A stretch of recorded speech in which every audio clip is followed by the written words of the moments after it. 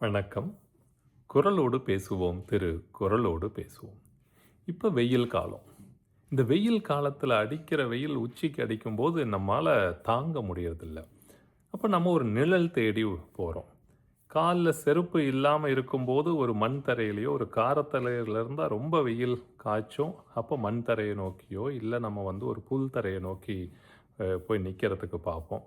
அப்போ நம்மால் வேகமாக நடந்து போக முடியும்.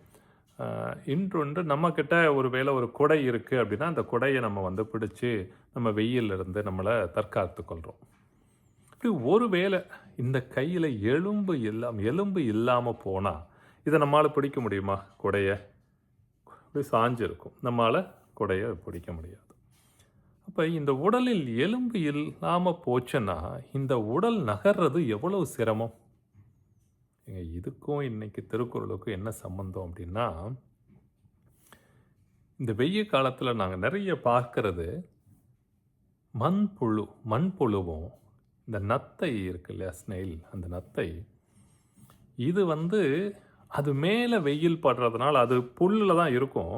அது மேலே இருக்கிற வெயில் தாங்காமல் என்ன பண்ணுன்னா, இந்த இடத்த விட்டு கொஞ்சம் நகர்ந்து போயிடலான்னு அது கொஞ்சம் நகர்ந்து வெளியில் வரும்போது அது ஒரு காரத்தரை மேலே இல்லை ஒரு மண் தரையில் அது அப்படி நகர ஆரம்பிக்கும்போது அது ஏதோ இந்த இடத்த விட்டு அந்த இடத்துக்கு போகிறோன்னு நினச்சிக்கிட்டு இது பண்ணோம்.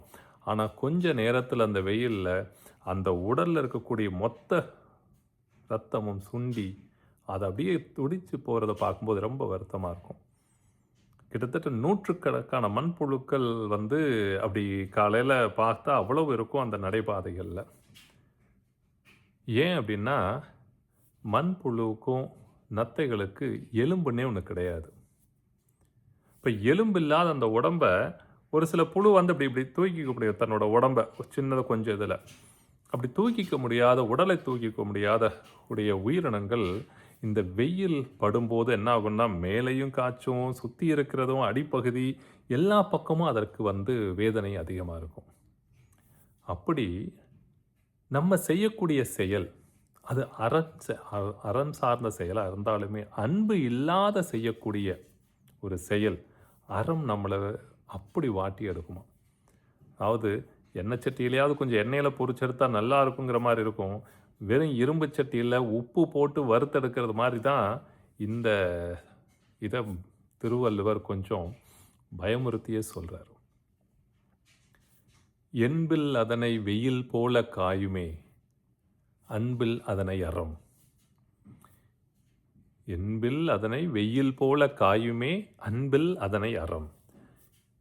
எலும்பு இல்லாத உயிர் எப்படி வெயிலில் காய்ந்து கருவாடாக எல்லா பக்கமும் அதற்கான வேதனைகள் தாக்குகிறதோ, அது மாதிரி அன்பு இல்லாத செயல்கள் எல்லாம் அறம் என்ற இதில் வாட்டி எடுக்கும் அப்படின்னு அவர் ரொம்ப குறிப்பிட்டு சொல்கிறார்.